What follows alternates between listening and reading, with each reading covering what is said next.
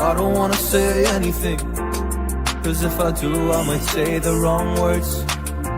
Oh no. So I'll keep my mouth shut and not listen. Afraid I'd lose you if I didn't. Till we find what we're missing and compromise. So I'll keep my shoes on and not leaving. We're on thin ice, winter season. Can't we find a single reason not to say goodbye? Oh, if I said what's on my mind, would you stay with me tonight? If I said what's on my mind, would that make you run and hide? Run and hide. Run and hide. If I said what's on my mind, would that make you run and hide? This is the Suplex Assassin, the Hoe Thrower, your MLW World Champion. And you are watching Cold TV, and that is on Boomerang! Boomerang! Boomerang! Let's go.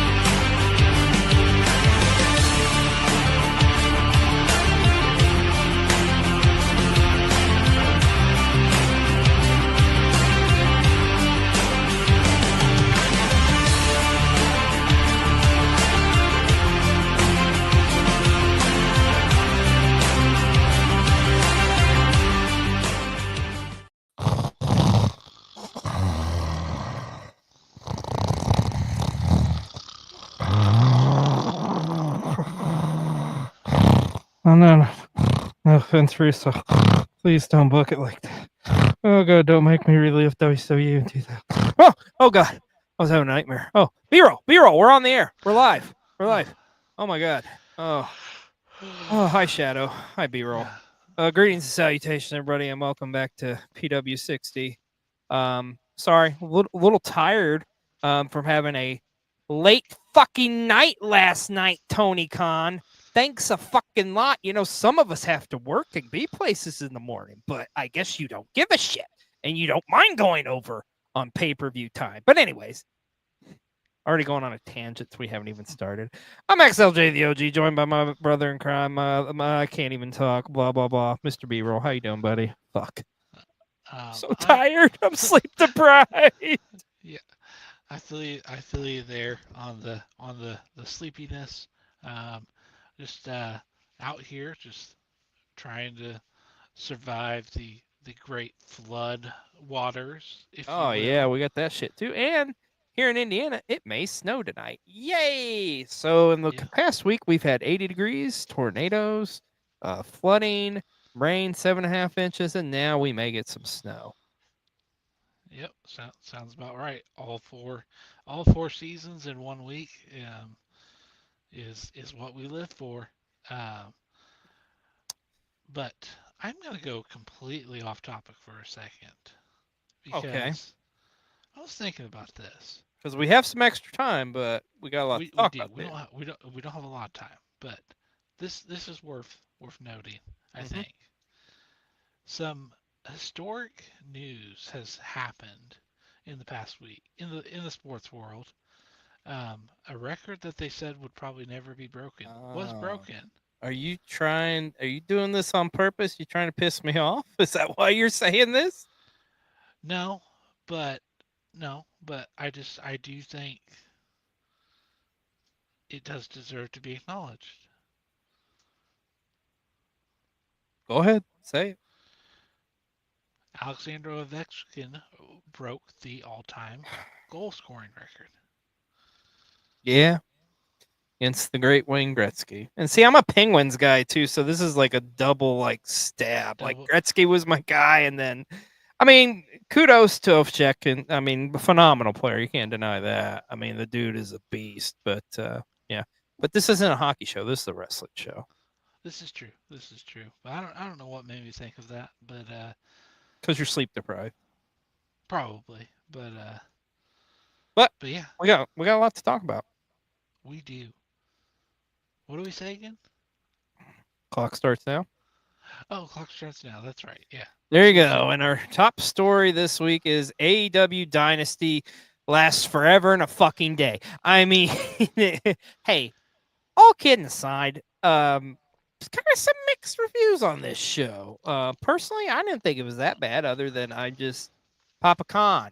Seriously, brother, if you're gonna do a 4-hour show, keep it to 4 hours. And number two, if you're gonna do it on fucking Sunday night, can we at least start a little bit earlier? I'm Mhm. just saying. I mean, hell, Zero Hour went on at what, 6:30? And why are you even calling it Zero Hour? That's like an hour and a half. I mean, what type of fucking show says there's something and then they go long? Oh, never mind. But what do you think of Dynasty overall? I mean, overall, I do feel like it was a good pay-per-view. Mm-hmm. There were lots of, I mean, the matches were solid. Um, I mean, I think my one complaint would be is just that it went so late. That is probably my biggest complaint. Me I too. I mean, don't feel like enough people are talking about that. Are we just that old? maybe. um, I do feel like there was several kind of storylines progressed on this show and started. So I think it was a win there, and you had some tremendous action. But let's talk about it. The main event: John Moxley, Swerve Strickland for the AEW Championship, and the shocking happened at the end. Didn't see this coming. The Young Bucks have returned to AEW. EVPs are back, and they were there to help John Moxley of all people. Um, what do you make of this? Well, question is though, were they there to help John Moxley, or were they there to get Swerve? I think they were there to help Moxley because I think and this is the thing. A lot of people pissed off because everybody wanted Swerve to win, myself included. I want to be done with this John Moxley reign of terror, but it doesn't seem like it's going to end anytime soon. I think for me personally, I was able to handle this because of two things. Number one, my anticipation was Mox was going to retain. I mean, I just was like, I didn't see Swerve. I wanted Swerve to win, but I just didn't think they'd pull the trigger. Number two, the fact that the kind of the way it went down was a little bit of a swerve, no pun intended, with the Young Bucks showing up. I mean, we didn't. I don't think anybody had that on their card that the Bucks would be returning at Dynasty. Hell, if anything, a lot of us thought it could have happened at Revolution, let alone coming in to help John Moxley. Um, it's one of those things where it's like, okay, we've been getting the same kind of shit. You get the interference, you got all the Death Riders out there, you get whatever the babyface group is. In this case, the Ops comes out to help. But they accomplished a couple things I think in this matchup that they're not getting credit for. Number one, which I think should be more of a bullet point than anything, this progression of whatever the hell this is with Hangman and Swerve. Because I mean, this is just interesting because you saw it. I mean, it was like Hangman was going to hit the buckshot lariat on Swerve because remember he's dead set that he's not going to win that AEW championship, and then it was like he had a change of heart, like and just like to do the greater good is to get the belt away from Moxley. Um, I thought that aspect of the storytelling was very unique, and the fact that the Bucks showed back up, and it makes me. Here's the thing, folks, it accomplished what it wanted to accomplish in the sense of I am now a lot more intrigued to tune in this Wednesday night and see where the hell this goes. Hopefully, it turns out being something interesting, and I think it will. But I'm very compelled to see what is the reasoning behind this, and also to see if Matt Jackson can wear a smaller V-neck Hmm. when he is on this Wednesday at Dynamite. I'm just saying. Young Bucks are back, and John Moxley is still your AEW Yeah. champion. I mean, and let's be honest. Like, I mean, I know for me, I'll be honest, I was about half asleep during this match. Um, I'm pretty sure, like, I even dreamed, like, I thought, like, Jay White showed up at one point, and then I went back, like, and watched clips and stuff, and it's like, no, Jay I don't White, think he did. no, Yeah, no, he didn't, he's hurt. um, but, like, that was just me and my half sleepiness. But, your wrestling yeah, brain. yeah, I mean, I will say this, uh, despite the mixed reviews on this, right? It feels like this is the first time, kind of in a long time, AEW's kind of done something unexpected. That's a good. That's a phenomenal point. Like I 100% agree with that. Something, a surprise, not expected. Like not with the norm. So it's like I say, it's gonna be interesting. Let's see what's happening here with the Young Bucks, and also too, as the story continues on with Swerve and Hangman, where's that going to? There's some suggestions of where it could go to. I think a lot of people too were anticipating a potential Swerve Hangman matchup at the All In. Um, but I think, dare I say it, I'm going to throw it out there. And I think our good buddy, one Michael J. Duplessis, said this in one of our group chats. What about the Young Bucks against Hangman and Swerve at All In? That would be pretty wild. Could happen, folks. Could very well could happen. But I think the match everybody was talking about on the night by far, and we knew it going into this dream triple threat matchup for the AEW International Championship with Kenny Omega defending against Speedball Mike Bailey against Ricochet. This was a hell of a three-way match. Like, I mean, I can't even imagine how the Meltzer household is not like a complete mess, right? Like after this one. I mean, my God, like this one was just like the crazy chaos. It was everything you kind of expected from these three and more. I thought we've always loved Speedball. You know, we're huge fans of Speedball. I thought Speedball looked like $1,000,000 in this one. My gosh, the story he was telling with his ankle and stuff, and then doing the crane kick there to Ricochet, and also Ricochet. My gosh, man, this guy, Ricochet is really coming to his own like as a heel. Like this is working. It's kind of weird, people on the IWC, they blast this wrestler or that wrestler or whatever, and oh, former WWE guy, former AEW guy, whatever, blah blah blah. Here's the thing: some wrestlers, they work better in a system in WWE, and some wrestlers, they work better in AEW. Ricochet is one of those guys where he works so much better in AEW than he ever would have done in WWE. So it's great to see. Like he's putting in some tremendous work right now, and I just like this is working for him. This is working for him more so than I think any other interpretation of Ricochet that we've seen, in my opinion. But what did you think of this tremendous triple threat matchup? I mean, I think easily match of the night, Oh for yeah, sure. It was everything you thought it would be, and more. I'm happy for Speedball. Tremendous showing. And like you said, the stuff that Ricochet's doing, it's kind of, it's working. yeah. Um, but now before, I mean, I could go on and on about this match, but I think we have to talk what happened after the match too, right? Yes, let's talk about it.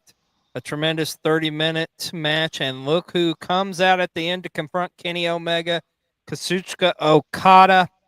Unfortunately, this segment did kind of have to get cut short, I think. But it works, though. It works because it plants the seeds more. Like the seeds have kind of already been planted. I mean, I called it a while back. I think we are heading towards an Okada Omega Unification Championship match at All In. And my God, to see these two guys go for the first time ever on a North American soil. And the fact is, B-roll, it's been a minute since these two guys have been in the ring one on one.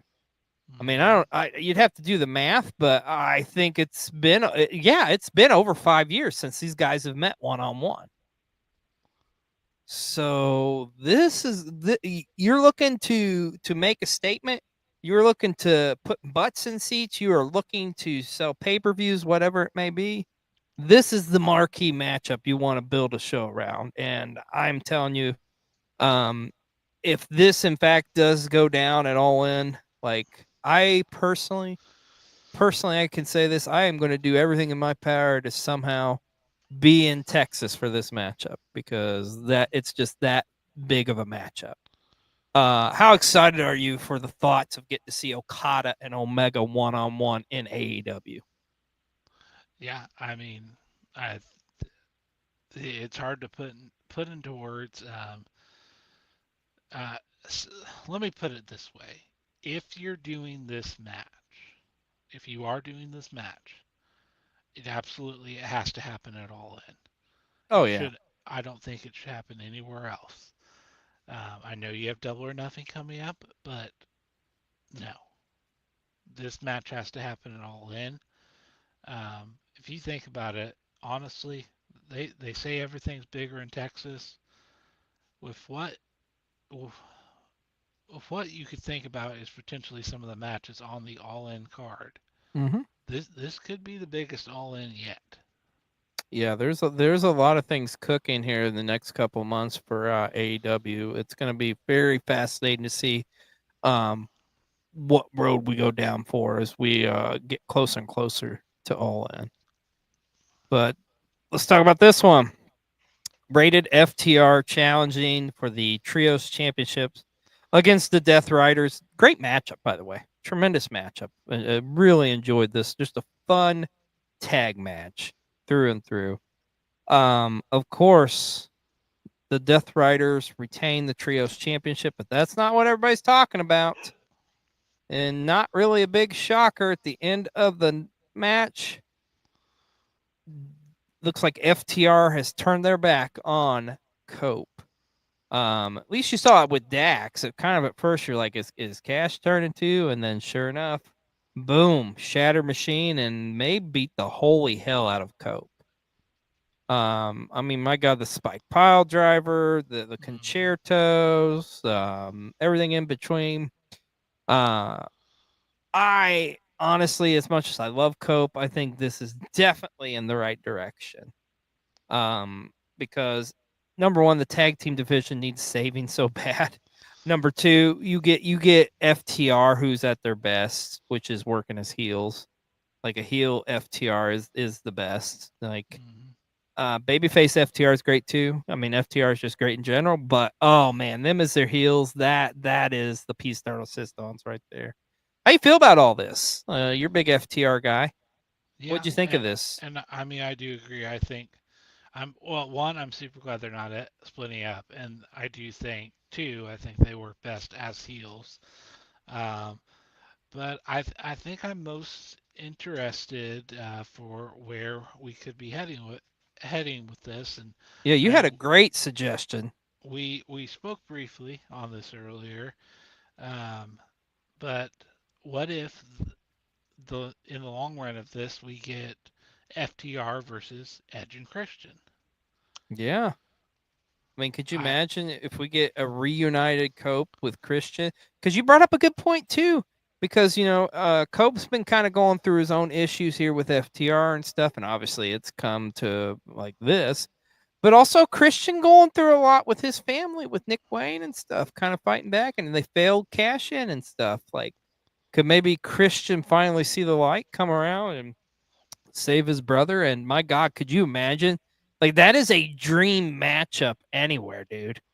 Like mhm. that's literally that is a generational matchup. That is the Babe Ruth against the Mark McGuire or something. That is just like a tag team that's just in the easily you could argue in the Mount Rushmore of each of their errors.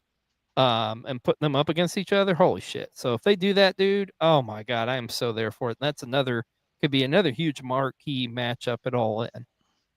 Yeah, that would be my suggestion. Have it happen at All In, and I think it would just make that show even more loaded. You could set it up at Double or Nothing by having Cope go up against or confront FTR somehow, and then Christian comes out to help, or it Hmm. can be done.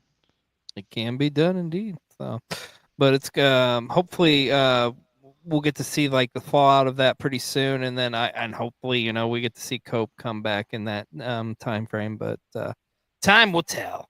Also, last night at Dynasty, tremendous matchup for the TNT Championship with Daniel Garcia defended against Adam Cole, and finally it has came through, folks. How long it took him, but finally, Adam Cole has won gold in All Elite Wrestling as he is your new TNT champion, and therefore he's our wrestler of the week this week here on PW60. Long overdue. We said it on our prediction show. This matchup was kind of a can't lose for either competitor, but we also said too Adam Cole was the one who needed this more. So now he is the TNT champion. Um, where does Adam Cole go from here? Because we kind of talked about this too. If you put Adam Cole in that Owen tournament, we wouldn't look at him as a viable option. Like this gives Adam Cole something. I think this was a big win. What do you think? Yeah. I so my first initial thoughts were, because I was kind of pulling for Garcia a little bit because I was like, man, I don't know, I don't really want him to, lose the TNT title Yeah. just yet. Um, but I mean, it's kind of one of those things like you see Adam Cole with the belt, and you're just kind of like, you know, it it's kind of right. It kind of works. Mm-hmm. Honestly, I this is just my first initial gut predictions. I think I think Adam Cole is going to have a historic TNT title run. Oh, I think I so too. I I don't know who currently has held that belt for the longest amount of time, but I I have a feeling long title reign coming up Yeah, for Adam here's the Cole. thing. It's gonna help both parties because and no, this is no disrespect to Daniel Garcia. I love Daniel Garcia, but that TNT title even before he had it was floundering. Can you name me who Daniel Garcia beat for the TNT title? Jack Perry. Okay, honestly, I couldn't even remember.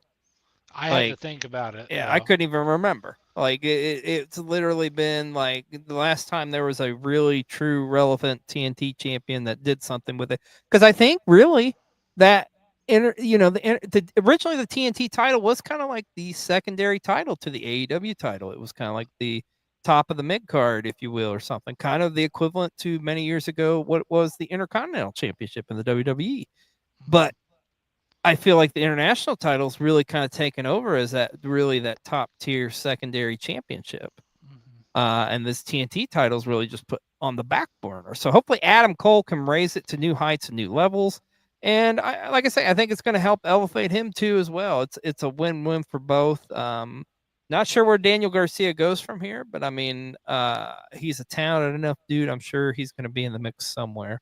But Adam Cole, congratulations! You're such a good dude. We love you here at Cole TV. So he's our wrestler of the week here on PW60. Oh, let's talk about this matchup.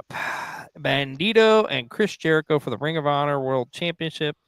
And it looked like Chris Jericho pretty much had this one in the bag. Of course, getting the bat out, hitting Bandito over the head with it.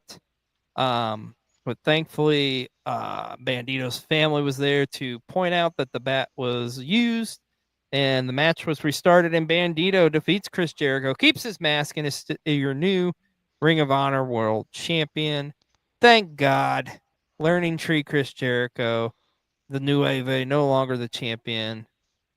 Can he just kind of go off and take some time off or something? He's not, but it's just like I'm we talked about this all the time so much it's like ad nauseum. But just I think we just kind of really stopped talking about Jericho because we just kept forgetting about it. Because I mean, it was just like, what are we doing here? Where does the learning tree go from here? Do you really care? Because I don't. Love Yeah, Brian Keith, but yeah. I don't really care. I mean, this is one of those matches like, and this is no disrespect to Bandito. Um, it didn't really need to be on the pay-per-view. It really didn't. Um, this would have been fine for Dynamite. Um, or you could put it on the Ring of Honor show. yeah, you could have done that Mm-hmm. too. Mm-hmm. Um, but yeah, I mean, it would have been Yeah. interesting to see Bandito's face. I guess. I I'm thought sure it he's was. a beautiful man. I guarantee he's a beautiful man. But congratulations to Bandito. He is your new Ring of Honor champion. This was probably my second favorite match of the night outside the triple threat.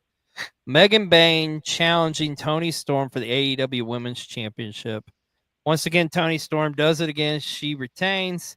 But also, my God, she is just so damn. There's so much talent in Toni Storm.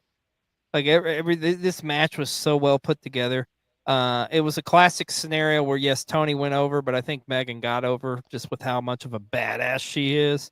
I mean, kicking out at one after the Storm Zero and those hip attacks, and then you have her Tony win with that classic small package of wrestling maneuver. Loved everything about this matchup. The back and forth was tremendous. Even the stuff like with Penelope being at ringside there and getting ejected and stuff, like everything was on a full cylinder between these two competitors. I thought. Well, what did you think of the AEW Women's Title match? I thought it was awesome. Very well done. It was entertaining. Uh, like Tony's gear one was awesome. The entrance awesome. Everything. Um, like you said it best, I think. Going over and getting over. Because at the end of the day, Megan Bain still she looks strong, right? Yeah. So um, and Tony's still champion though. So Yeah. man, I just not to be negative, but I just hope they don't screw it up from here because they've got a good thing going. There Um, is a track record. Like, hopefully, she doesn't end up in catering with Deanna Purrazzo and Serena Deeb and the rest. But yeah, I mean, I don't know. I'm telling you, dude, they have a future star in Megan Bain there. She's a tremendous talent. Um, and in my opinion, I don't think she's green that much at all. In my opinion, as a fan, I mean, I watched her stuff in GCW. If you know what I'm talking about, you know what I'm talking about. Go get the tables yourself, you fat piece of shit. Um, yeah, I said what I said. Fuck Bully Ray. Don't even get me started on that. Also, the Owen Hart tournament kicked off on Dynasty with not one, not two, but three tremendous matchups, first round matchups, including this one. Julia Hart going against Mercedes Monet in a battle of the current TBS champion and the former TBS champion. You said it yourself when we were talking about this one. This was kind of like one of the big surprises of the night. This was a great matchup. yeah, I mean this match really surprised me. It was like extremely well put together, and I loved I don't know if you want to say like callbacks to even being in Philly and I'm not going to try to say what the name was called, but like where they did that move in the ropes, and they referenced to Jiri. I was Oh, like, the buzzsaw, yeah, yeah. I Yeah. was like that was awesome. Um, but yeah, this one really surprised me. I guess because I wasn't expecting a whole lot out of it, but uh, this is I mean this one's up there for me. It might have Yeah. even been like my second favorite match of the night. Yeah, because here's the thing, Julia didn't look weak at all in this one. As a matter of fact, like Mercedes was barely able to squeeze out the win. So I do like kind of like the finish of this, how it went down. I thought Julia still looks like a viable challenger to any championship in the women's division there in AEW. And Mercedes does move on, whether you like it or not, folks. But in the men's side of things, we got a tremendous opener to start the show. Will Osprey going up against Kevin Knight. As an Osprey guy, what'd you think of this one? I mean, with this one, I think it kind of it fit the bill. It was a good opener to get the crowd excited. Um, I'm gonna say this. I mean, Kevin Knight's got some hops for sure. Like Oh yeah. he gets, I mean, he gets some serious height off of that. Like I think he calls it like a UFO splash or something, whatever. Oh I yeah, mean, man. he Yeah. he he gets up there. Uh, but I mean, ultimately, there was never any doubt who was going to win this match. No, no, But there was not. but yeah, I mean, this was a good high flying matchup to I think get the crowd up and Yeah, going. this was the perfect way to start the show. Matter of fact, as soon as they announced this, I was like, yeah, that's gonna open this. And rightfully so. But that wasn't the only men's one we had. We also had Kyle Fletcher and Mark Briscoe, and kind of like a rubber match, so to speak, between the two. Um, I gotta say, man, I was surprised with this one, to say the least. Um, like I thought for sure, like this was kind of gonna be. Well, I thought for a brief minute, Kyle was just gonna walk away with it pretty quickly. It Hmm. looked like to me, but that was not the case. I may even go as far as say this may have been the best match between Briscoe and Fletcher. What do you think of this one? I mean, it would definitely. So it's funny, like when this match got announced for the pay per view, I was kind of like really, like I mean, like did like no disrespect, but did it need to be on the pay per view? But like once again, this match it surprised me. I do like you said, I think it's probably the best of their series, for sure. And I mean this, Yeah. I'm struggling for words because like I mean this match served its purpose. Oh yeah. It was Yeah. more than just a filler match because they with the, they were in a weird spot on the card, um, with how Yeah. like with how many matches there were, and because I feel like where they were, you had seen a lot of the marquee matchups, Hmm. and they were kind of in the spot of okay, everyone's ready for the triple threat, everyone's ready for the main event, but I guess you could say, in my words, I feel like they were dealt a difficult hand with where they were on the Yeah. card, But they did a hell of a and job, I and think it they was over interesting. delivered. Yeah. Yeah, I think to me this was one of the surprises of the night, just how good this matchup was. And of course, Kyle Fletcher picks up the win, moves on into the second round of the Owen Hart tournament, where he will await the winner between Hangman Page and whoever this mystery opponent could be, which that's gonna be cool to see. Also on the card, you had the Hurt Syndicate retain their tag team championship against the Learning Tree. MJF has showed up to help or something.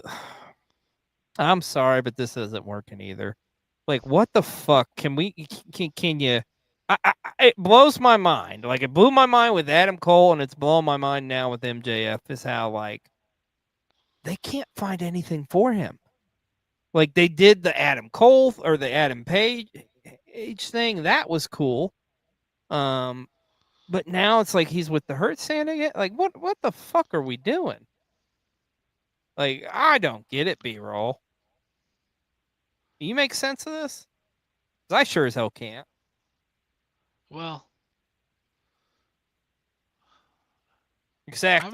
I'm gonna say I don't totally hate this. I do. It's better. It's better than the Jeff Jarrett stuff. Um, Maybe.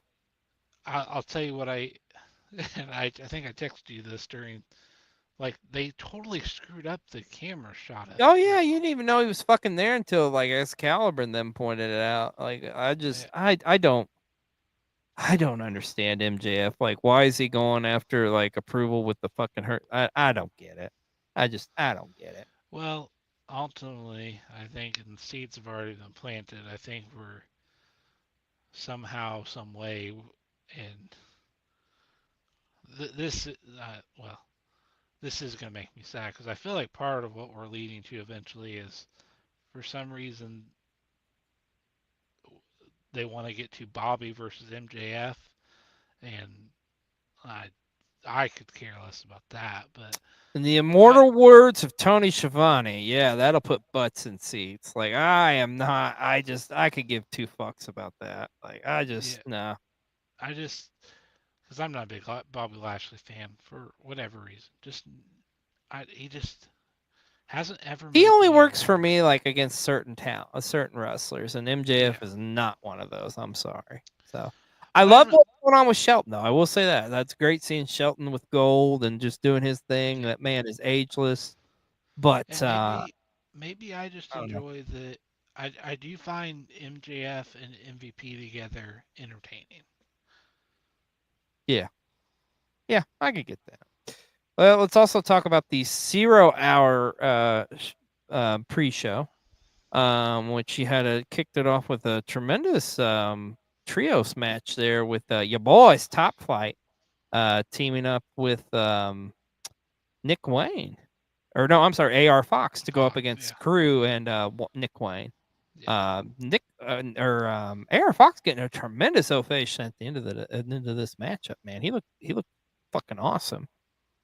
But for me, without a shadow of the doubt, the highlight of the 0 hour was the return of Anthony Bowens, this new repackaged 5 tool player.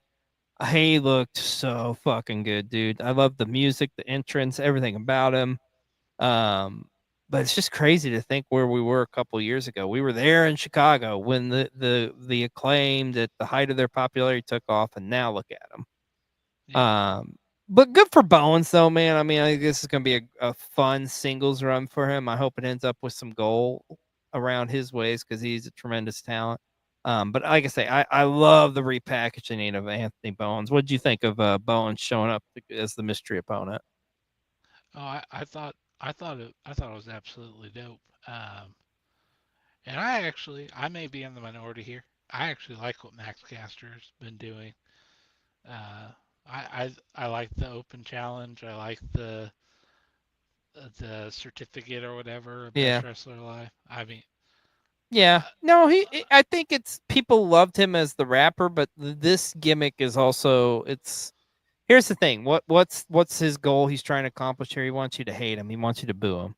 You know, there for too long it's gotten in wrestling where it's like, you know, your heels, you love your heels to like cheer the bad guy or whatever, you know. No, Bowens is or I'm sorry, Caster is in the classical heel category where it's just like you just hate the guy. Like fuck him. You just hate him. That's what you're supposed to do. That's what a heel's supposed to do. So it's kind of like where we are with Mox in a way. So they're doing their jobs. So overall, Dynasty was a pretty decent show, regardless of how late it went. But our good buddy Spicy Guac has got some thoughts on Dynasty as well. Let's go to Spicy Guac with a spicy take. I hope he's okay. Spicy Guac letting you know that AEW Dynasty was not that bad. My highlight is FTR turning on Cope because you know what? He deserves it. Absolutely. You mean to tell me all that gaslighting, all of that narcissism, all of that manipulation for what? Why, Cope? Why? You got what you deserved. And then some. Little maraschino cherry on top of the sundae. Toodaloo. Well, I'm glad to see he's okay. But yeah, like I say, Dynasty's not a bad show by any means. But we got to talk about what's going on in the world of WWE because, I don't know, they're heading towards the biggest show of the year in all pro wrestling. WrestleMania is right around the corner, and some massive news coming out this week. Matter of fact, if it wasn't for Dynasty, this would have easily been our top story this week. Kevin Owens is officially out of WrestleMania, as he did announce that he is going to have some surgery done to his neck. Potentially could be out for a good period of time. I think I've heard some reports between 6 to 9 months, maybe even longer than that. I hate this for him, man. Because Kevin Owens was just like, he was killing it, man. Everything KO has been doing in the past several months, and was so pumped to see him and Orton at WrestleMania. But I mean, this is one thing I want to say though, that whether you love WWE, hate WWE, whatever, one thing I do respect about this current regime is like when shit like this pops up, regardless of where they're at in the plans, it's like, okay, we got to push the brakes on this. Because I honestly think if this had happened 15, 20 years ago, we're like, oh, well, the show's got to go on. So just work through WrestleMania hurt and then we'll get you to whatever. So it's good to see that they're putting the health of the wrestlers first and foremost, as it should be. But like I say, man, I hate this for KO. What'd you think of this news coming out, this bombshell coming out with Kevin Owens having to miss WrestleMania? Yeah, I mean it definitely sucks. But I mean you wish him the best on the speedy recovery and Mhm. I mean because it's gonna sound bad because like especially like with the injury and everything like I was really looking forward to like Randy kicking his head clear off. Yeah, Uh, yeah. but so but to talk about the exciting part now, right? Is now we have this mystery of What's Randy doing at WrestleMania? what's Randy do at WrestleMania? Who's his There's some opponent gonna be? there's some stuff being thrown out there. One of the heavy rumors, not sure if this is going to be it or not, but there's big rumors that potentially Aleister Black could be the opponent in his return. I'm not sure how we set that up, but I'm sure we'd find out on SmackDown. Me personally, you know what I want to see? I want to see Randy Orton go one on one against the man he RKO'd on SmackDown, and that's General Manager Nick Aldis. Give me Nick Aldis in a WWE ring at WrestleMania, the national treasure against the legend killer, the Viper. Let's fucking go, man. That's what I It want to see. it could work and really in a lot of ways it's already set up. Um, Mm-hmm. Yeah. so But that's one of the easiest pivots I would oh say. yeah, absolutely, absolutely. But nonetheless, we do want to wish Kevin Owens well in his recovery. Hope he gets well soon and gets back on track, and most importantly, he stays healthy. But man, this SmackDown was huge this past Friday night. Of course, in Chicago, of course, in this man's hometown, CM Punk was going to be featured. And in Chicago, he revealed the favor. We now finally know what the favor is, and that favor is CM Punk will have Paul Heyman, the wise man himself, in his corner at WrestleMania. That means Paul Heyman will not be coming down that aisle with the tribal chief himself. It will, in fact, he will be in the corner of CM Punk. And the crazy thing is, if you love Easter eggs and stuff, they literally prophesized this like about 10 years ago or something that this was going to happen. And here we are, man, in the main event of night one on Saturday. It is going to be Paul Heyman in the corner of CM Punk. Uh, what did you think of this being as the favor revealed? Were you like, oh wow, that's it, or were you kind of was part of you a little disappointed as the greedy wrestling fan, or what'd you think? Mm, I don't know. So I okay. I'm mixed on this because Mm-hmm.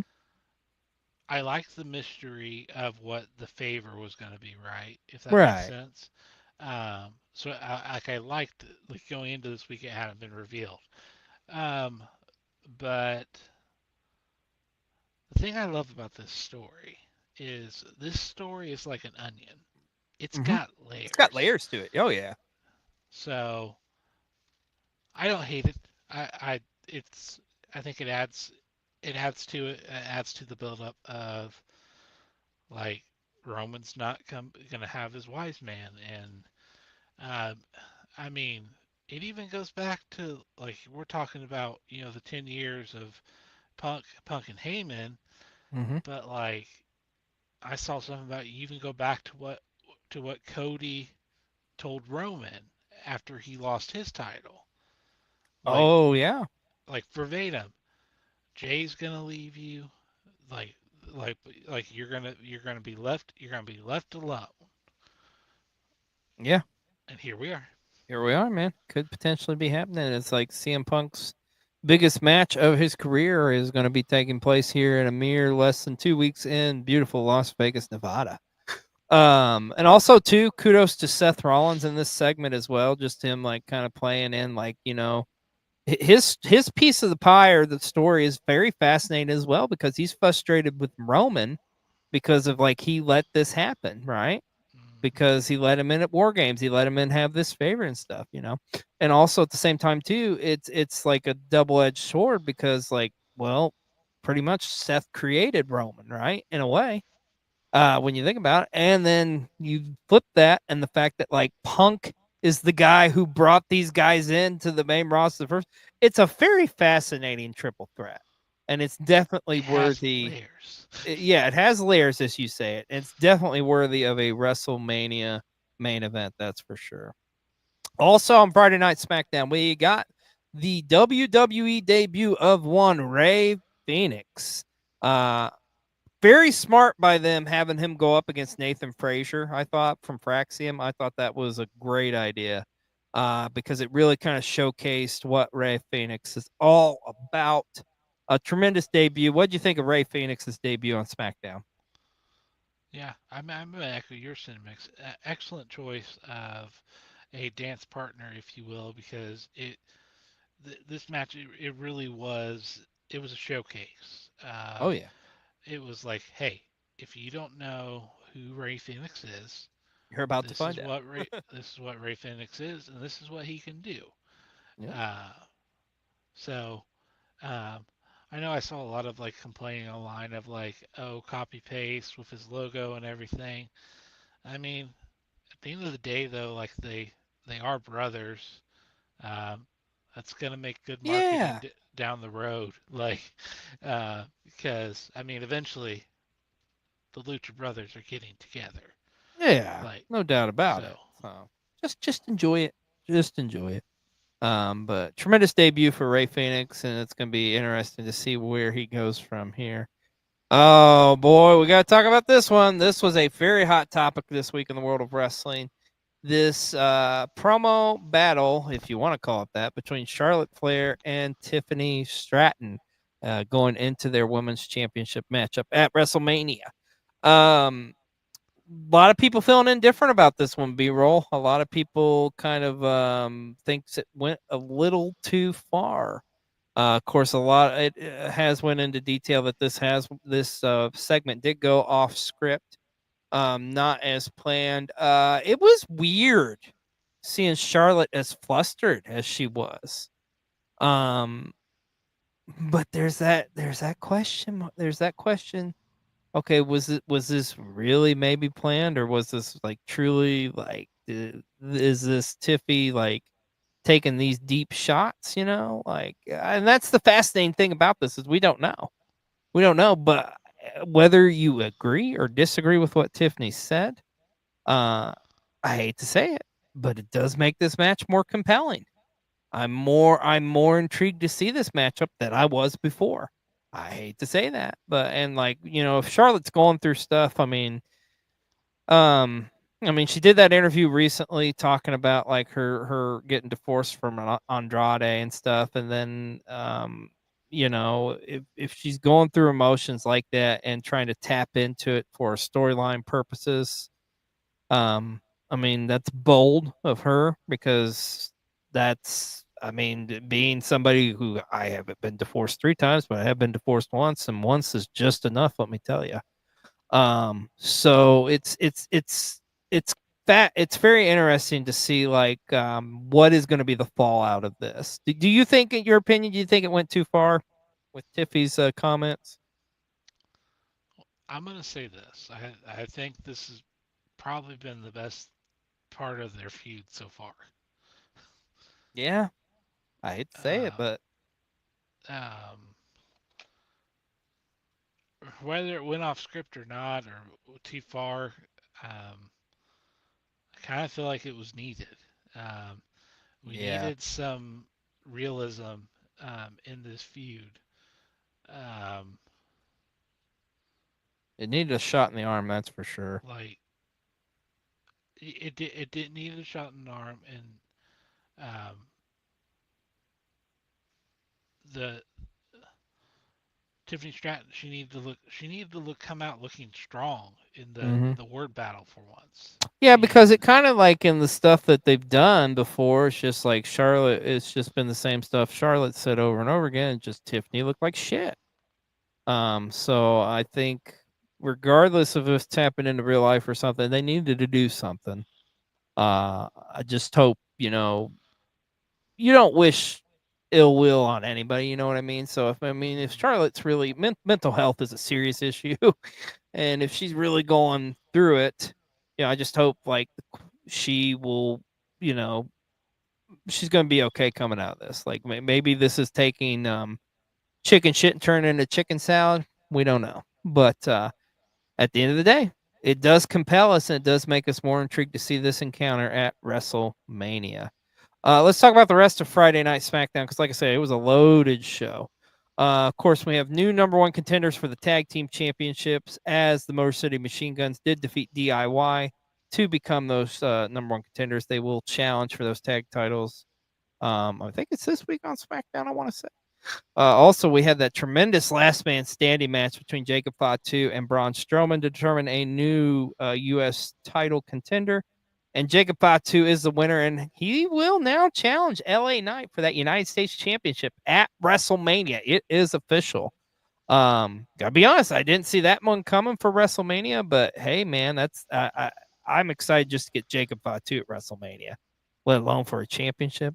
And also, it was officially announced that Jade Cargill and Naomi will put their differences aside as they will finally meet one-on-one, or try to put their differences aside, I should say, in this blood feud, if you will. And they will meet at the Granddaddy of them all, WrestleMania.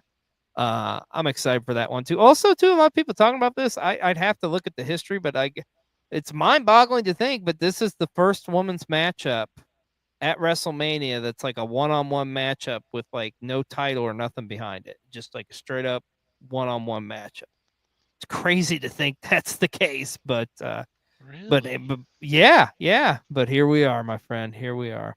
But Friday Night SmackDown, it was a tremendous show going into WrestleMania. Well, my friend, it's that time in our show where we need to get some advice from our friendly neighborhood Dad Hat. So let's go to Dad Hat with Dad Hat's tip of the week here on PW60. It's that time of the week again. Dad Hat's Life Lessons of the Week. Brought to you by World Championship Wreckage. Find them on YouTube, Twitter, and TikTok. And also by the Wrestle Talk Wolfpack. 9 p.m. to 11 p.m. every Wednesday, twitch.tv/Wrestle Talk Wolfpack. And now, here's Dad Hat. All right, kids, always remember, as the great prophet Kenny Rogers once said, you got to know when to hold 'em, you got to know when to fold 'em. And sometimes you're in a situation, and you know what? You're just not prepared. You're just not ready for certain outcomes. And you didn't play your cards right. And sometimes, because of that, people around you get hurt. Are we going to send some security out here to get this guy out of the ring? Tonight was supposed to be about... Well, go tell the general manager, Rod. piercing the aura of Gunther. Oh, and also, kids, very important. Always remember, don't be sliding into no DMs you shouldn't be sliding into. Hey, Tiffany, is that why Kaiser's in my DMs? Oh, thank you so much, Dad Hat. Words to live by. Good sir. Don't be sliding no DMs like you shouldn't, kiddos. Yeah, thumbs up indeed. Let's talk about it though, man. That segment on Raw with Jimmy Uso going up against Gunther, and then just Gunther beating the living shit out of Jimmy Uso. Like how this just went on with just unbelievable. Like this is another one of those segments that's part of the build. This was a pivotal moment in this build between Jey Uso and Gunther at WrestleMania. This was a shot in the arm that it needed, because I think a lot of people, like, this was kind of getting put on the back burner, so to speak, because there's so many other incredible matches going on in WrestleMania. But I am now back on track, and I am so excited to see this matchup at WrestleMania. What do you think of this segment? Like, this was just. Yeah, I mean, it was brutal. The sarcastic part of me is like, since when do security guards carry zip ties? But um, I mean, this was brutal, Yeah, brutal, and especially for even TV too, man. yeah, and even though it was just like zip ties, and hey, zip ties are hard to get out of. Okay, uh, they are tough to break. Not that I've ever been zip tied. But look at the mess Yeah, of Jimmy Uso here. My God, man, like a crimson mask, and Gunther just like taking the blow. Oh my God, I am so invested in this one too. I'm really intrigued on Raw tonight too. What is Jey Uso gonna have to say, man? Because he's got his back is up against the wall, you know. So pumped to see what's gonna happen there, and it's crazy to think too. We're almost like an hour into this show, and we're just now talking about the main event of WrestleMania, John Cena and Cody Rhodes, because they had a hell of a segment this past Monday night on Raw. My gosh, the John Cena obliterating like Cody Rhodes, so to speak, as he says, the back and forth here, and this was a pivotal moment in their rivalry going into WrestleMania, because I think Cena is not set to appear any other tapings or any lives until WrestleMania. So the next time we're going to see him here is in 2 weeks in Vegas. So I thought this segment was just, I loved it. I loved everything about this. Just the stuff that Cena said, the stuff that Cody said, just the verbal sparring back and forth. Like, Cody held his own. I felt like did very well against John Cena. Getting that last dig at him too, that you can't wrestle, man. Oh my gosh! Like, what did you think of this whole back and forth between Cena and Cody? I mean, it was. Do you want to say cinema? I mean, because it It's was pretty good. cinema. It's one of those Uh, segments where, like, every now and then you'll see something and you go back and rewatch it. And this is definitely one of those. I probably rewatched that that segment a couple times at least over the past week. It was so good. yeah, it was more than just cheesy one-liners. It was more than just the digs, right? It was. Hmm. I You know, mean, Cena talking this. about spending billionaires' kids' monies. And then of course Cody talking about like being chosen by Vince McMahon and not by the people. Yeah, it was very interesting, to say the least. Mhm.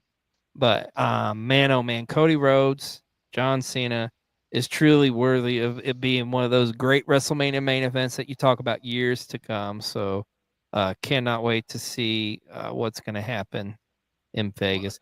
and I think too. Last point on that one. Yeah, Because we had been talking about how, like, John C. It's almost like John Cena is really not even feuding with Cody, right? yeah. It's been all about like the fans, right? But now it really tapped into like, oh, okay, this is more of the why of why Cena's doing this, Hmm. because he feels insulted by Cody. He feels like, Yeah. Cody is not meant to be the next guy. So, Hmm. yeah. Yeah, it was a well done segment, and once again, so excited for that main event. But let's talk about the rest of Monday Night Raw from this past Monday night. The New Day was in action against the returning big boy himself, Tyler Bate, and New Catch Republic are back together again. It was great to see them, especially in his home country. Looks like New Day will be challenging for the tag team titles here pretty soon, which that's going to be interesting to see, especially this different version of New Day. Also, Judgment Day picked up a big win against Penta and Braun Breaker. We got to see that segment with AJ Styles and Logan Paul. And of course, the big matchup with Io Sky defending against Rhea Ripley for the women's title. Bianca is the guest referee, and still no resolution there. Does all eyes point to a triple threat at WrestleMania for that championship? And let's talk about WrestleMania. give you an updated card on Mania. Of course, we now know Logan Paul and AJ Styles will be meeting one-on-one. Like I say, we're pretty sure it's going to be a triple threat for the women's championship between Io, Rhea, and Bianca. Speaking of championships, the United States title is on the line with Jacob Fatu challenging LA Knight. We also now know Naomi will be going up against Jade Cargill as well. And then, oh man, these big matchups here.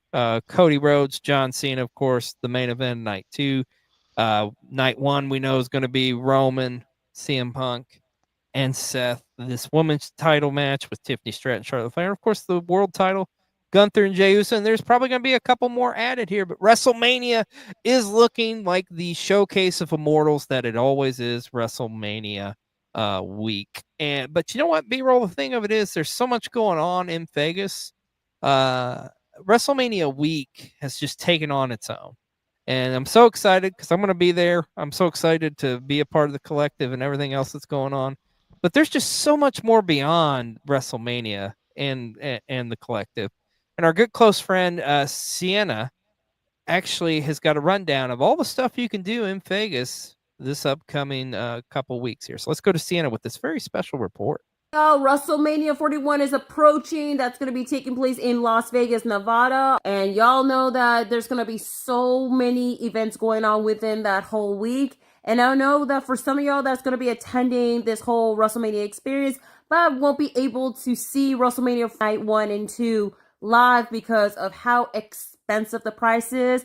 And I know that there's going to be tons of convention like WrestleCon to Wale Mania and other shows. Well, have no fear. I got some couple of independent wrestling show and a notable pro wrestling show that y'all should check it out. Starting off with GCW, they're going to be having The Collective, which is going to be a 3-day event from Thursday, April 17th, all the way until Saturday, April 19th. And some of the promotion will be joining in The Collective like Defy, Tokyo Joshi Pro, Progress, DDT Pro, and Heels Have Eyes, and a lot of show to check it out. Then you have the 2-day event that will be taking place on April 17th to April 18th. West Coast Pro, DPW, and Prestige Wrestling will be hosting Vegas. And alongside the promotion in this collab show, you have is BTW, Marvelous, Pro Wrestling Revolution, Dragon Gate, and Stardom. Pride Style Pro will be hosting a 3-day festival called the Shooting Star Fest. Will be taking place on Wednesday, April 16th,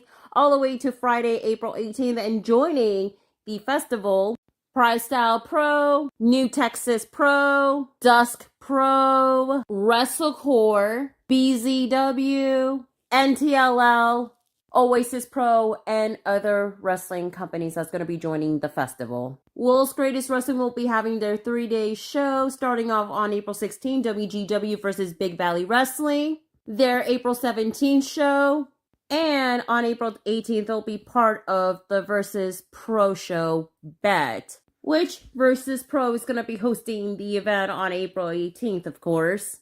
Also, Compton Mania will be part of the Versus Pro Presents Bet as well. Demand Lucha will be coming to Vegas at the FSW Arena on April 17th. Winner Circle Pro will be having their show on the 17th at the FSW Arena as well. Speaking of FSW, they're going to be hosting the WWE ID Championship Tournament on Friday, April 18th. Anomium Wrestling will be hosting The House Always Wins on April 17th. Knox Pro will be having a 3-day event from the 16th all the way until the 18th. And of course, TNA Wrestling Unbreakable will be taking place on April 17th. And that's it for all the shows, y'all. Whatever you decide which show you go, go for it. Have a wonderful time. You won't be disappointed. But anyway, comment down below if there's any shows that I kind of missed out or which one you're looking forward to, and etc., y'all. Oh my God, there's some of them shows I didn't even realize. So much time, B-roll. Just not enough time for all the shows. Well, thank you so much, Sienna, for that report. And seriously, there is something for everybody. I myself, truth be told, I haven't even gotten my WrestleMania tickets yet. So I'm going into Vegas. I'm planning on going tonight too, but I am more so all about the collective and all about the indie shows going on. It's a time. It's just a great time to be alive. This is the best time of year for us pro wrestling fans, and cannot wait to be out to Vegas and just be with my family. It's going to be awesome, man. Cannot wait for Vegas. But let's talk about NXT from this past Tuesday night, as Stephanie McCurr officially has relinquished her North American Championship. Now it will be defended and up for grabs at the Stand and Deliver show, where it will be in a ladder match, which there was a series of qualifying matches for that ladder match. You had Saraya, or did I say that right? I think I did. Going up against defeating Lash Legend, so she will be in that matchup. Big surprise, Kalani Jordan defeated Roxanne to qualify for the matchup as well. You know my thoughts on that. But also we had No Quarter Catch crew was in tag action against Hank Tank. And then what about this whole like stuff going on with Trick Williams, Javon Evans, and Obi Fema? As we're going into Stand and Deliver, because that match is official now. But the big moment of the night by far belonged to one absolute, well, I guess he's not absolute, we're not calling him, but Ricky Saints defeating Sean Spears to become the new NXT North American champion. Big win for him. Like, it's crazy because I thought Spears was going to have a little bit longer run, but I love Ricky Saints so much, I'm okay with this. Also, I loved how he was like blessing people. That was awesome. But Ricky Saints is your new North American champion. Congratulations to him, as we are going into Stand and Deliver, which, as we said so far, what we know is a big triple threat main event for the NXT championship, with Trick Williams, Javon Evans challenging Oba Femi, and of course that ladder match. And I'm sure we're going to find out plenty more matches to come this upcoming week on NXT. Now let's turn over and let's talk about TNA from this past Thursday night, which was a big show, because a big shocker at the end, man, as we got a return, as All Ego Ethan Page returned to TNA Wrestling to set up for what is going to be a tremendous main event going into Rebellion, which we're going to talk about here in just a moment. But overall, this show was awesome. Were you a little disappointed because the system didn't break up like you thought was going to happen? You're a little disappointed, weren't you? You're still recovering from that. It's okay, buddy. It was so close to being true, and yep. Here we are. Well, here we are. Here we are indeed. Yep. I know you do, buddy. I know you do. Never trusted him. Never will. Yep. Well, the system is still going strong. Also got Spitfire was in tag action against Metaphor, which big win for them, by the way. Metaphor defeating the former Knockouts tag team champions.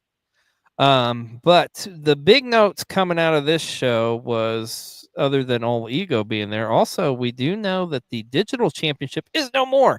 It has been stripped from Steph DeLander. And now we are going to crown a new international champion for TNA Wrestling, which that will take place at the upcoming Rebellion show. Speaking of Rebellion, got a tremendous card already for this show. Of course, in the main event, it's going to be a triple threat match for the TNA World title, with Joe Hendry defending against the Call Your Shot winner, Frankie Kazarian, and NXT's Ethan Page. Man, how crazy is that? Ethan Page could come back to TNA and become the TNA champion. That's just... Also, we got this Ultimate X match for the TNA X Division Championship, and it's not your normal suspects here. Of course, you have Moose as the champion, defended against El Hijo del Faikino, Leon Slater, and Matt Cardona, with more participants to be named there. Of course, the TNA World Tag titles are going to be up for grabs, as well as the Hardys will defend against Nick and Ryan Nemeth. And the Knockouts title is on the line, with Masha Slamovich defended against Tessa Blanchard. My God, please, Masha. Please, for the love of God. Like, B-roll, I can't handle a fucking Tessa Blanchard title. I'm sorry. I don't even want to talk it into existence. Let's hope Masha retains. You got this, Masha. Well, big weekend in the world of pro wrestling, with not only everything going on with AEW and WWE and TNA and NXT, but also in New Japan Pro Wrestling. We had Sakura Genesis took place, and Hiroki Goto retained his IWGP Championship against David Finlay, the winner of the New Japan Cup. He chose his next challenger, which will be Shoto Umino, and that match will take place this upcoming Friday in Chicago as part of Windy City Riot. So you will see that matchup there. Also, the other big story coming out of this, if you want to call it a big story, I don't really give a shit if I'm being honest, but Sonata turned on Bullet Club War Dog. Shocking. Now he's with House of Torture. Shocking. Fuck House of Torture. I don't know. It is what it is. But of course, the next big thing coming up in New Japan Pro Wrestling is the Best of the Super Junior tournament, and the participants were announced. And one of the bigger ones, one of the more exciting ones, making their Super Juniors debut, Nick Wayne will be competing in this tournament. Like, holy shit, dude, that is going to be awesome. I can't not wait to see what Nick Wayne does. That'll be huge for him. But that will be coming up as part of the Best of Super Juniors tournament. Also this week, MLW hosted its biggest show, arguably of the year, Battle Riot, which took place in Los Angeles. Interesting. LA, you don't say. Yes, that's right, folks. Our good buddy, the Best Gout Machine, was there live and in color for MLW's Battle Riot, and he's got a report on everything that happens. Let's go to the Best Gout Machine. I'm home. I recorded this after the show. Follow Best Scout Machine or suffer the consequences.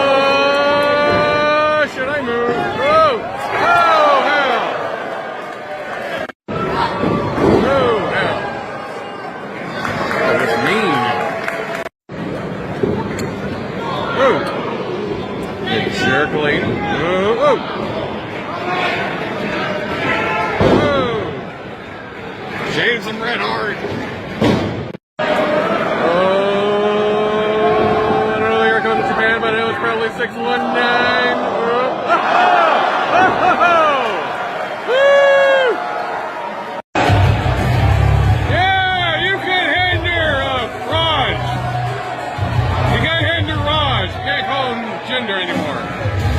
Yeah! Where's that? There we go. Can't hinder you. This is about to happen. This is going to happen. Now kiss. Oh my God, the greatest thing announcer of all time.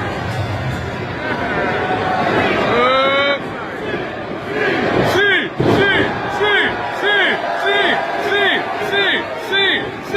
Oh yeah.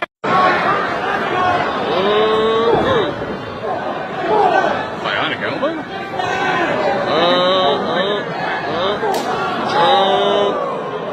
I'm nervous now. I'm nervous. Oh, look at his ass. Oh shit. Oh. It never gets old. 1, 2, 3.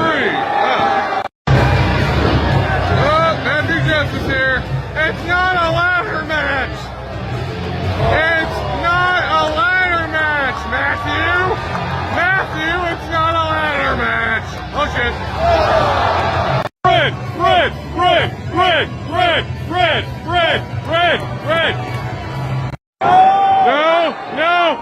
No, not my sweet prince.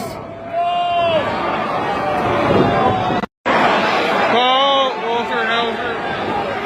Sir, you have to be well in order to be in the red carpet for Naked Gun.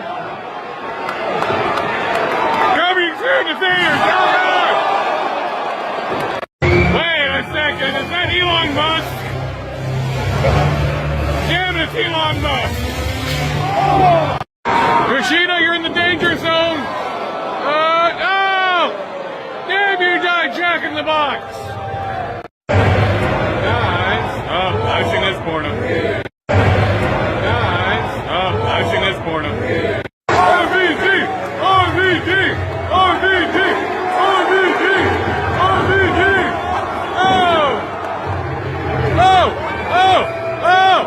Oh! He's gonna do the thing! I guess not. Okay.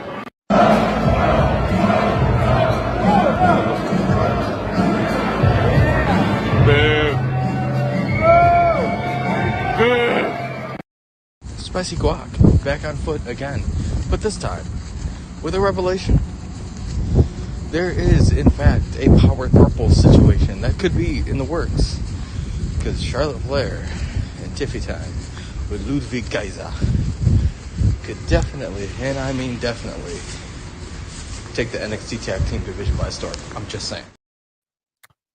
Well, thank you so much, Best Gal and Spicy there again.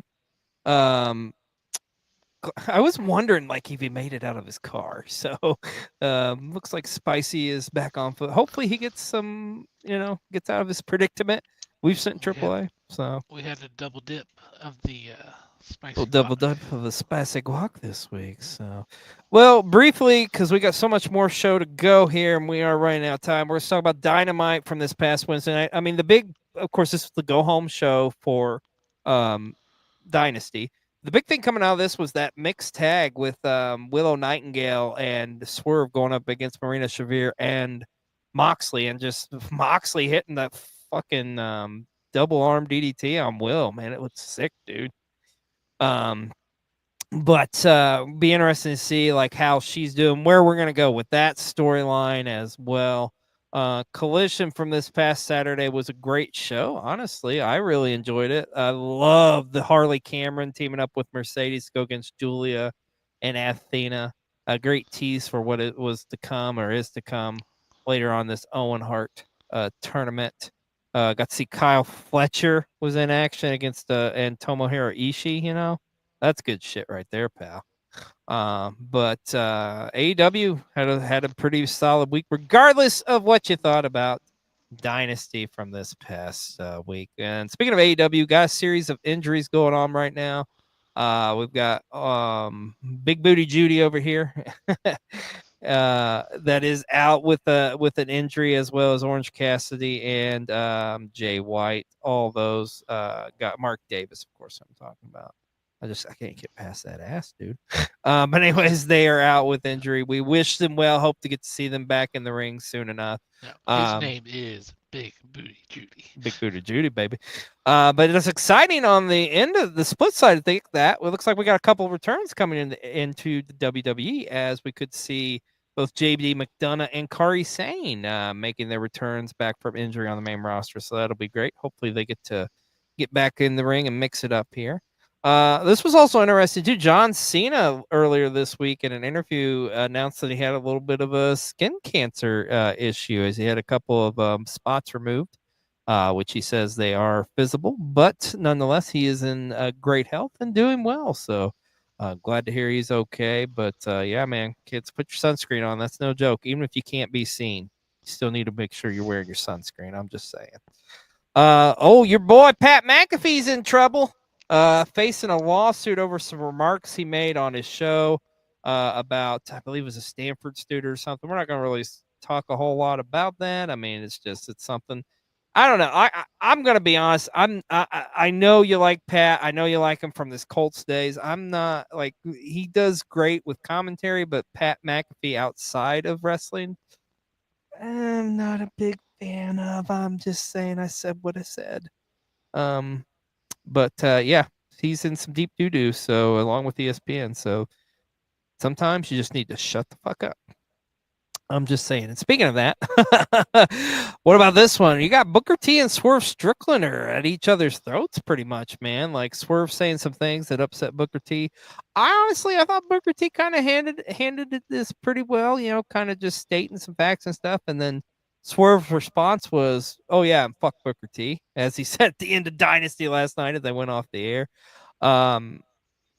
I don't know, man. Like I hate this, honestly. I don't, because I see what both sides are saying, but I mean, I wish we could just agree to disagree and just kind of move on past this, because they're both talented performers. But I don't know. It is what it is, man. What can you do? Bret Hart, the new 3-time Hall of Famer, made some interesting comments this past week about AEW, comparing them wrestlers to more like actors. I love you, Bret, but I'm sorry. This is the bitter side of Bret Hart coming out, and I think in the heat of the moment, said something. I don't agree with that take. I mean, if that's how he feels, fine and dandy, whatever. But I don't know. I don't agree with it personally, but I still love you. You're the best there is, was, and ever will be, and you're a 3-time Hall of Famer, so you get a pass. Speaking of Bret, and this is part of why he's so bitter, folks. It was announced that Peacock will be releasing a documentary on WrestleMania 9. Like, that is just, my mind is blown. I mean, obviously, because yes, this WrestleMania 9 did take place in Las Vegas to kind of tie in with WrestleMania returning to Vegas. But still, though, this is going to be an amazing documentary. Like Mike and I were talking about, like, we almost need to like record our reactions or do a live watching this or something, because this is going to be an interesting one, to say the least. Cannot wait to see it. Also, my God, thank God Almighty, Mick Foley is okay. A national treasure. Like, look at this. Mick Foley survived this. Like, and I thought, honestly, because this happened on April 1st, I was like, oh, it's an April Fool's joke because it's fucking Mick Foley. Like, no, Mick Foley's fucking immortal. Like, look at this. Who survives that? Oh, Mick Foley. That's who. The man doesn't even look like he's got a scratch on his body, for God's sakes. Like no kidding. Like, this is bad, because we are glad he's okay. But I see this and you hear his music.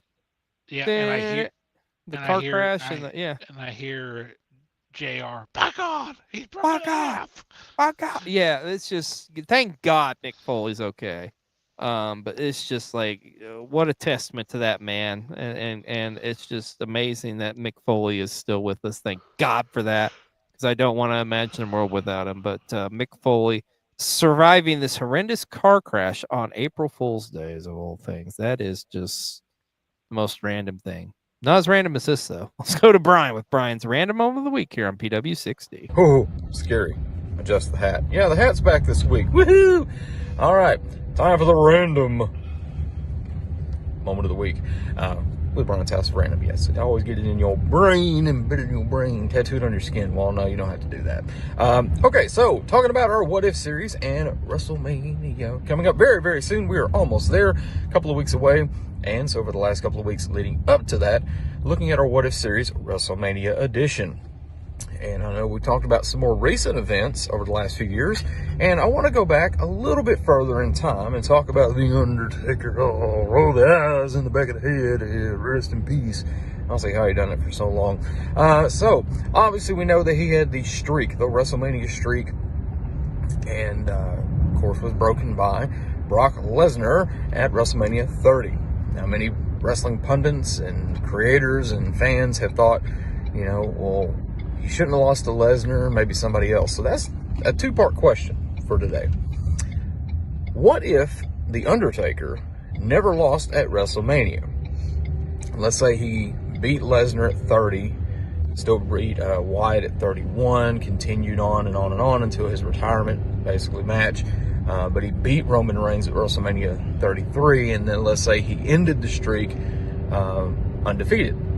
Or, part two of the question is, let's say he didn't lose to Lesnar at 30, but he still had the streak broken. Here's where your creative brain comes in. You tell me who you think he should have lost it to and at which Mania.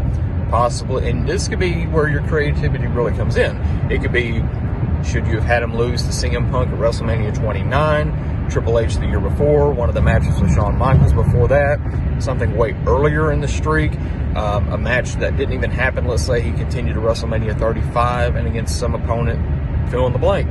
Have fun with both parts, so comment below and let me know. Don't forget to follow all of us across all the social medias, and for my stuff, for the song of the day, coming every day. Bye. Love it. Love the question, Brian. Thank you so much, Brian, for that random moment. And yes, leave us a comment. Let us know what you think would happen. Streak should never have been broken. That's what agreed. Agreed. Agreed. So, well, you know who else we love here at PW6? We love our wrestling content creators. And this week, our wrestling content creator of the week is one WWE Brian. Now, I got to tell you, if you haven't seen Brian, this guy is amazing. He's a huge wrestling fan. Loves the WWE out of South Wales. It's just great to see him like do these, like recreated these entrances. Like he did one recently where Drew McIntyre specifically requested that he do his entrance, and it was awesome. Like just you watch his videos and they put a smile on your face, man. That's such a good positive dude, and that's what you need in the wrestling fan community. WWE Brian is our Ruby Ringside Wrestling Content Creator of the Week this week here on PW60. Well, big story coming out of WWE this week potentially is it looks like Rusev may be joining back the WWE, may be coming back. I think that is definitely a good move for both parties. I think Rusev will make a huge impact coming back there. We need Rusev Day again, and we need more people fucking on tanks in WWE. So, happy to have Rusev back in the WWE. Be interesting to see him. Perhaps, hell, who knows? Maybe they bring him in and they announce him as Randy Orton's opponent at WrestleMania. You never know. Anything can happen. Maybe he comes in a tank. Maybe he comes in a tank. Literally comes in a tank. If you know, you know. Also, it was announced kind of in some non-wrestling news, but wrestling news nonetheless. In Living Color will be performing in Vegas WrestleMania weekend. So you know what that means. I'm pretty sure we're going to get a Living Color performance from them at WrestleMania, playing in CM Punk. Would be apropos considering it is Punk's first main event at WrestleMania. So we'll see what happens there. And our last story this week, AEW officially announced All In Texas Week. It'll take place between July 9th and 12th. Kicks off with Dynamite on Wednesday night. Then Thursday, a special episode of Collision. Of course, StarCast will be going on all weekend as well, at least Friday and Saturday. And they just announced, too, Ring of Honor will be hosting Death Before Dishonor on Friday from the Esports Stadium. And, of course, it all culminates, but All In. But the big news coming out of this, I guess Papa Khan was listening because now we actually get a show during the day. Thank you, Jesus. Because yes, All In will be taking place on Saturday afternoon. Now, of course, a lot of this probably stemming from the competition since WWE is going to be in town recording or doing a live episode of Saturday Night's Main Event. Also, there is from AEW's perspective trying to get some additional buy rates. Go or I was reading a report or something like that. They're thinking about getting some more buy rates going up against Saturday Night's Main Event. I'm kind of like, huh? What? Like, I don't get that, but whatever. I'm just excited because it's in the afternoon and it's not going to go up until like the late fucking morning, like Dynasty. And thus, we've come full circle on this episode of PW60.